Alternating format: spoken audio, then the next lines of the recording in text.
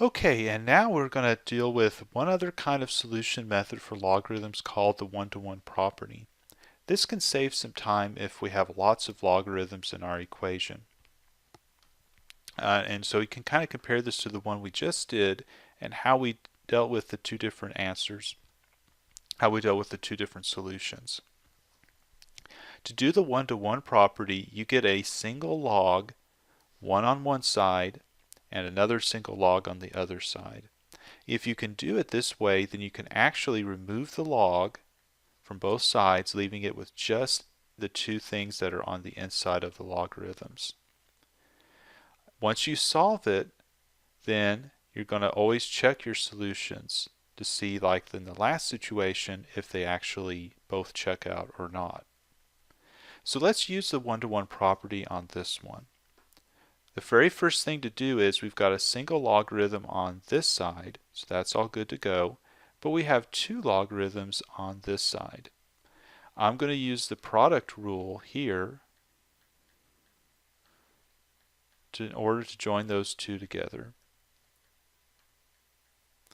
Okay, and that's going to make it into log x times x plus 3 equals log of 4.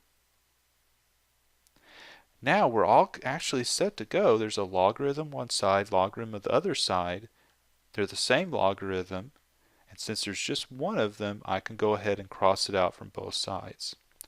Remember, I couldn't have done this from the start because I needed to join the two together first before I could do this.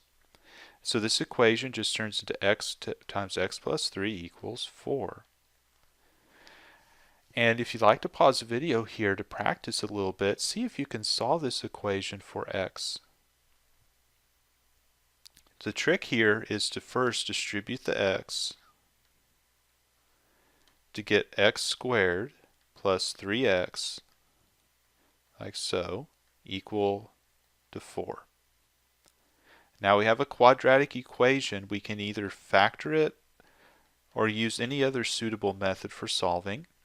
But let's try to do the factoring. First, I need to subtract 4 from both sides, get x squared plus 3x minus 4 equal to 0. Now this will have to factor from here. Let's see, it should factor into x plus 4 times x minus 1. Each of these is set equal to 0.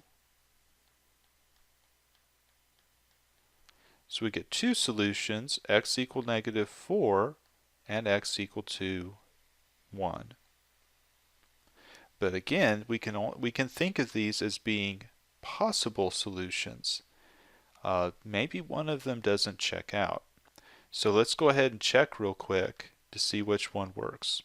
Checking first with x equal to 1, plugging this back into the original equation, it goes log of 1 plus log of 4. We want to see if that's equal to log of the other side, log of 4. Well, again, log of 1 is just 0. And log of 4 is, we'll just say log 4. But that matches up with the other side of the equation. So this one checks out. Now if we try to do negative 4, our other solution, right off the bat we're going to have log of negative 4 plus, let's see, log of negative 4 plus 3, and we're checking this equation for that number. But again, we can't allow this negative 4 in the logarithm because it doesn't actually calculate. You can even try to plug it in a calculator, it really won't know what to do. So this one doesn't work here. Does not work. Does not exist. So this is not a solution as well. So that would be it. Our only solution would be x equal to 1.